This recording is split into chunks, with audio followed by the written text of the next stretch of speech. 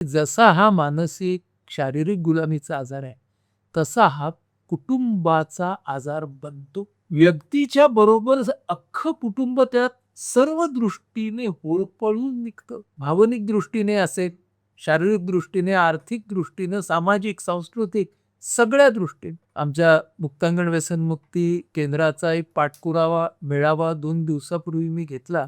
तर तेव्हा एक पत्नी ज्यांना आम्ही सहचरी म्हणतो. तर एक सहचरी माझ्या समोर बसली होती आणि चर्चेमध्ये तिला तिच्या भावना आवरेना. ती मला म्हणाली, "माझ्या हातात आहे ते सगळं मी केलं आणि परिस्थिती जराही बदलत नाहीये. मी काय करू सांगा?" आणि तिचा बांध फुटला. म्हणजे किती प्रमाणामध्ये अख्खं कुटुंब होरपळून निघतं.